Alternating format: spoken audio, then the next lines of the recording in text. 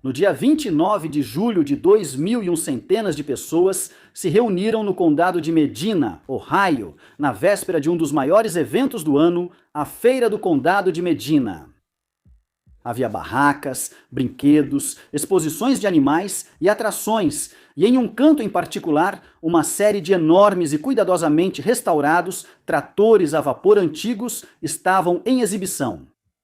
No entanto, um desses tratores estava prestes a transformar esse dia calmo e comum no mais mortal de toda a longa história da feira. A cidade de Medina foi fundada em 1812 como uma área agrícola, a cerca de 53 quilômetros ou 33 milhas a sudoeste de Cleveland. Medina e seu condado receberam o nome de uma cidade histórica da Arábia Saudita. Em 2000, a população da cidade era de cerca de 25 mil habitantes, com muitos dos residentes trabalhando na área metropolitana de Cleveland. Em 1845, foi criada uma organização permanente que viria a ser conhecida como Feira do Condado de Medina. Aqui, fazendeiros e moradores locais se reuniam para exibir gado premiado e colheitas. De 1945 a 2001, a feira foi realizada todos os anos, exceto em 1952, quando foi cancelada devido a um surto de poliomielite. Ao longo dos anos, barracas de venda e vendedores tornaram-se essenciais no evento. Cliff Kovacic foi um dos que contribuíram regularmente nos anos 1990. Pai de 3 filhos e dono de um negócio local, Cliff Kovacic era visto como um membro muito solidário, prestativo e querido da comunidade. Junto com seu filho, William Bill Kovacic, e vários amigos próximos, ele compartilhava uma paixão por equipamentos agrícolas, e especialmente por tratores a vapor. Em agosto de 1997, Cliff Kovacic comprou um trator antigo, Case 110, originalmente fabricado entre 1908 e 1909, de um homem chamado Clarence Christian Jr. Clarence havia adquirido o trator em 1993 em um leilão em Minnesota e o trouxe para Ohio para ser consertado. No entanto, enquanto o trator estava desmontado para o conserto, Clarence vendeu o trator a vapor para Cliff, nas condições em que se encontrava. Esse Case 110 média 6,4 metros ou 21 pés de comprimento e 3 metros ou 10 pés de largura, com as rodas de tração na parte traseira. Ele pesava mais de 15 mil quilos ou mais de 17 toneladas quando vazio e podia carregar pouco menos de 900 quilos ou 2.000 libras de carvão e 1.285 litros ou 366 galões de água. No total, ele era capaz de produzir 110 cavalos de potência, daí a designação 110. Cliff e seu filho Bill passaram mais de 2 anos restaurando o trator para que voltasse a funcionar. Como alguém que já havia contribuído para a Feira do Condado em anos anteriores, Cliff, junto com seu filho e amigos, decidiu levar o 110 para a feira de 2001. No início daquele ano, ele, seu filho Bill e o amigo de 46 anos, Alan Kimball, testaram o trator e não encontraram nenhum problema. No domingo, 29 de julho de 2001, a Feira do Condado estava se preparando para abrir suas portas aos visitantes no dia seguinte. Por volta das 17h40, Cliff, Bill e Alan Kimball, junto com um amigo de 58 anos, Dennis Youngblood, dirigiram o trator até o parque de exposições. Era um caminho direto até a entrada da feira pela West Smith Road. No caminho, 2 policiais, Dave Soika e Christopher Conwell, estavam em uma viatura quando notaram o trator e começaram a segui-lo até a feira. Cliff estava operando o trator a vapor em uma área não autorizada, que era uma estrada pavimentada, e os 2 policiais pretendiam multá-lo. Assim que o trator entrou na feira por volta das 18h15, os policiais conseguiram parar o trator perto de uma guichê de entrada e multaram Cliff. O restante da família de Cliff estava por perto. Um policial perguntou a Cliff por que não trouxe o trator em um reboque, e sua filha respondeu que o trator era grande demais para os reboques deles. Enquanto isso acontecia, o trator foi colocado de ré em uma vaga de estacionamento ao lado dos outros tratores a vapor que já estavam em exibição. Então, sem aviso, ele explodiu. O trator a vapor foi lançado a 3,6 metros ou 12 pés no ar antes de cair sobre o seu lado esquerdo. Ao mesmo tempo, a explosão lançou vapor quente, estilhaços e óleo lubrificante aquecido a até 90 metros ou 100 jardas em todas as direções. A explosão tirou instantaneamente a vida dos 4 homens que estavam no trator e causou ferimentos em Brian Hammond, de 18 anos, que mais tarde se mostrariam fatais. Além disso, cerca de outras 50 pessoas ficaram feridas na explosão.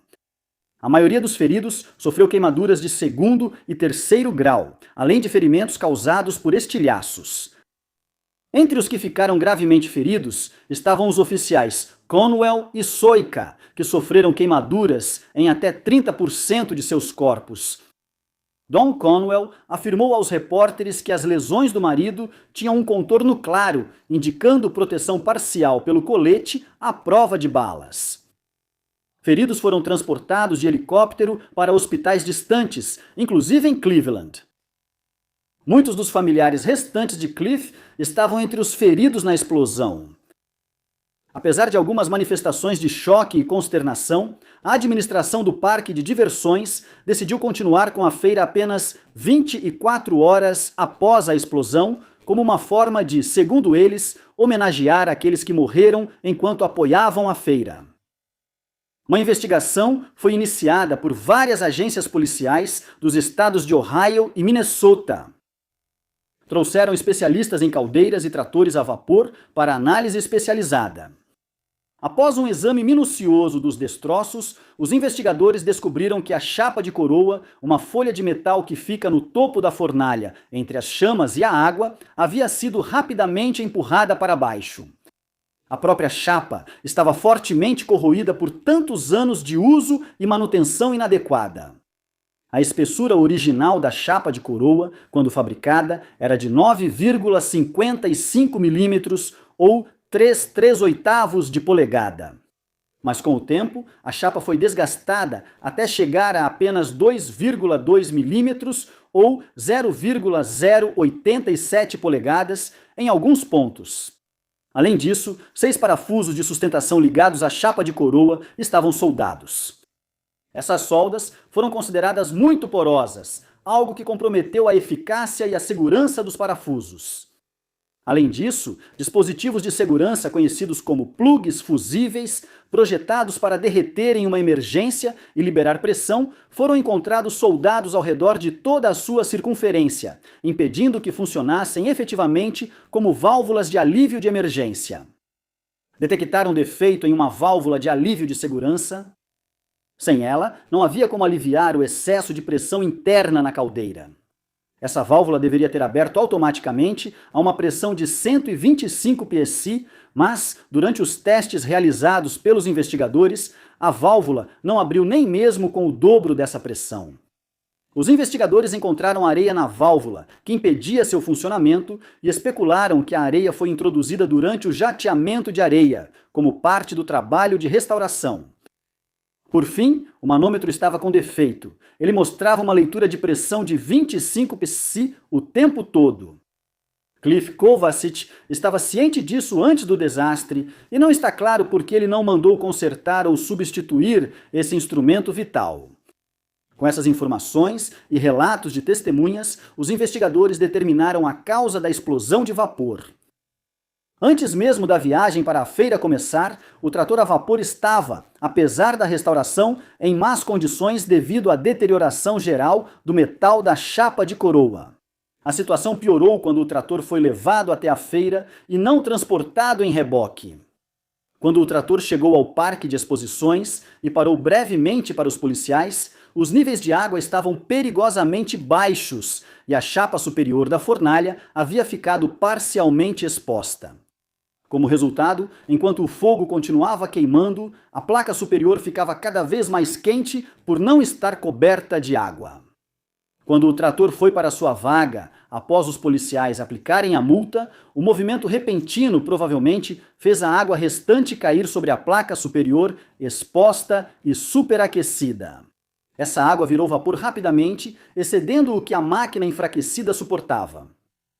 Com a válvula de alívio travada e os plugs de fusão falhando em derreter, a pressão dentro do trator forçou a placa superior a se curvar para baixo e rasgar a caixa de fogo.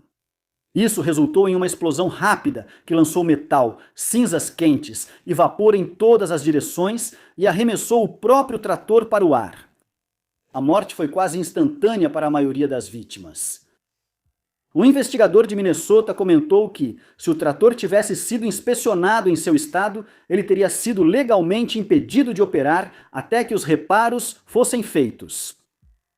Após o desastre e a investigação subsequente, o governo estadual de Ohio, junto com outros, propôs uma nova legislação que exigia a manutenção adequada e a supervisão de todas as máquinas a vapor no estado, para garantir que os erros de Cliff e seus amigos nunca se repetissem. 20 anos após o desastre, a comunidade trabalhou em conjunto para instalar um memorial permanente no local onde a explosão ocorreu. A Feira do Condado de Medina continua até hoje, sendo uma parte querida de uma comunidade que foi devastada por uma explosão que ocorreu lá em 2001.